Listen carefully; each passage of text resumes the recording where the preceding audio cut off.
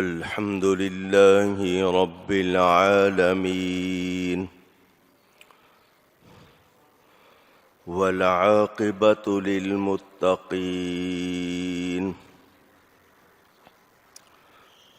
والصلاة والسلام على رسوله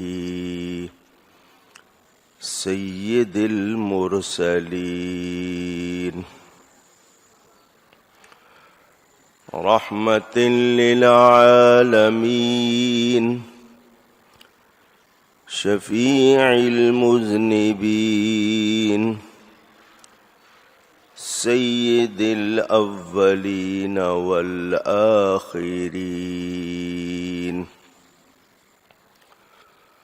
سيدنا ومولانا محمد رسول رب العالمين وعلى آله وصحبه أجمعين. أما بعد فأعوذ بالله من الشيطان الرجيم. بسم الله الرحمن الرحيم. ولقد آتينا موسى الكتاب وجعلنا معه أخاه هارون وزيرا فقلنا اذهبا إلى القوم الذين كذبوا بآياتنا فدمرناهم تدميرا. صدق الله العلي العظيم. मोहब्बत के साथ एक मर्तबा दुरूशी पढ़ लीजिए।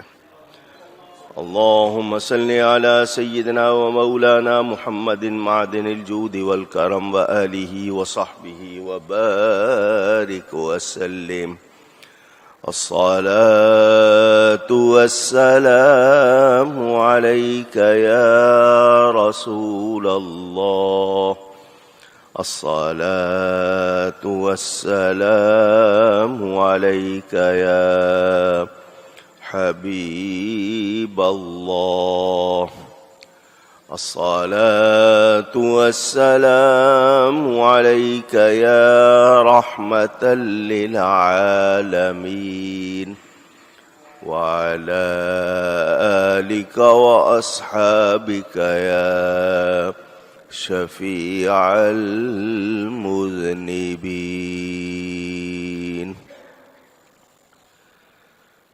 हम्द व सलात के बाद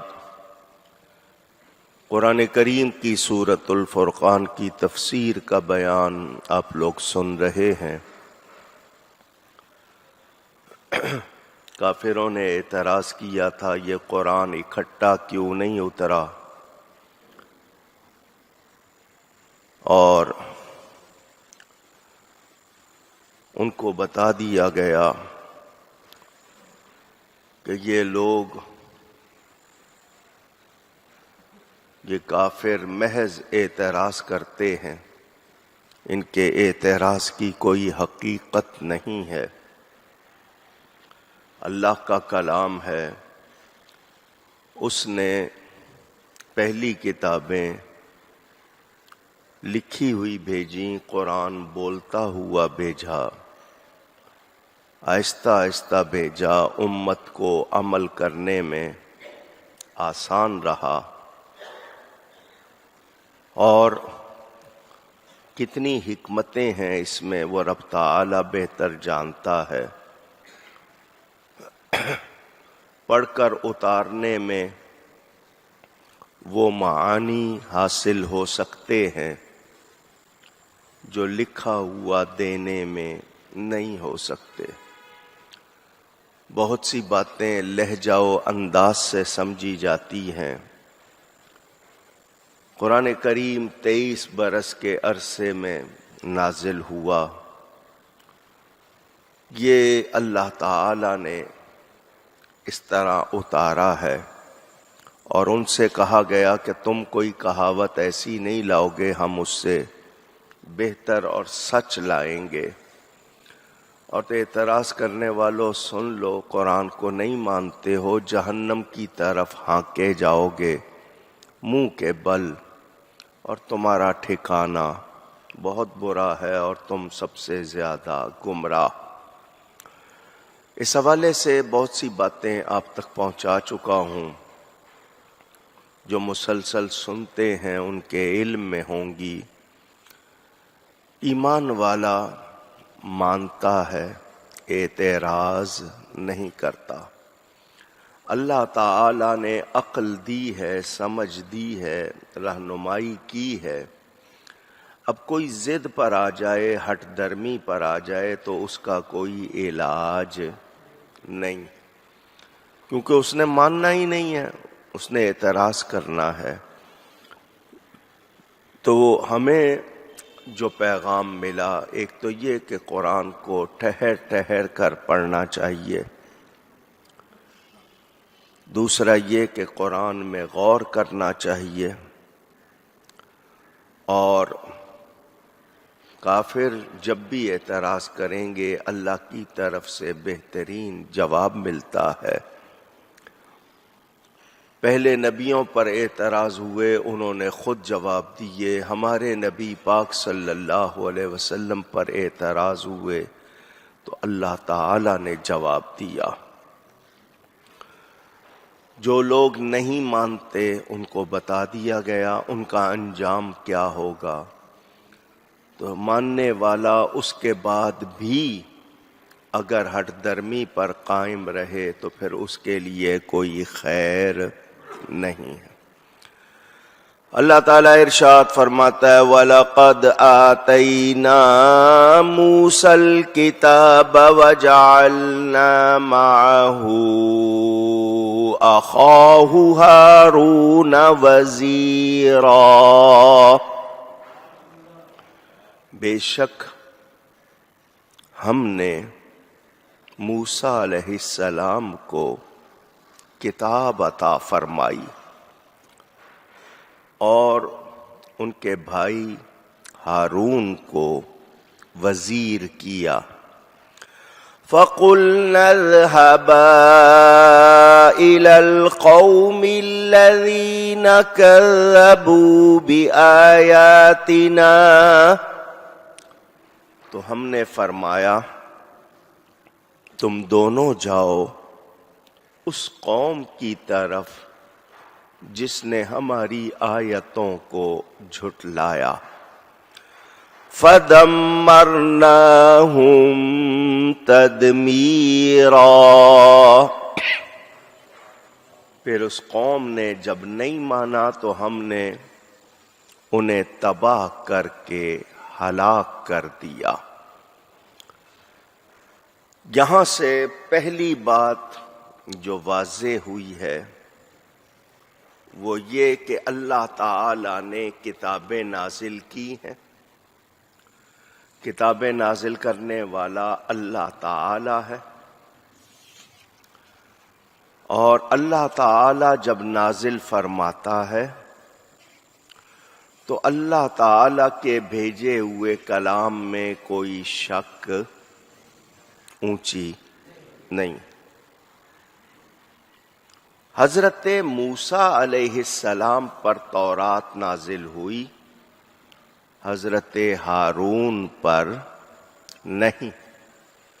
حضرت ہارون علیہ السلام موسیٰ علیہ السلام کے بھائی ہیں، ان کو تورات کی تبلیغ کا حکم دیا گیا۔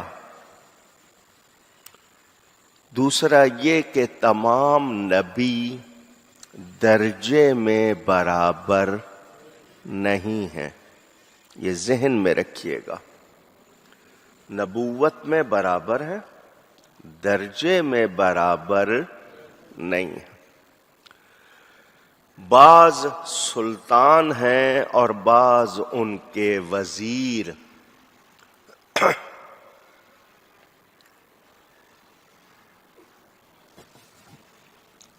یہ بھی سمجھ لیں کہ کوئی اللہ تعالی کا وزیر نہیں ہے. نبی اللہ کے وزیر اونچی وزیر بوجھ اٹھانے والے کو کہتے ہیں، وہ جو بادشاہ کی ضرورت پوری کرے، اس کی ضرورت پوری کرنے کے لیے مدد کرے اور سلطنت کا بوجھ اٹھائے، اس کو وزیر کہتے ہیں. اللہ تعالی کا کوئی وزیر نہیں ہے. نبیوں کے وزیر ہیں. ہمارے پیارے نبی پاک صلی اللہ علیہ وسلم فرماتے ہیں، میرے 2 وزیر آسمانوں میں ہیں اور 2 وزیر زمین میں ہیں.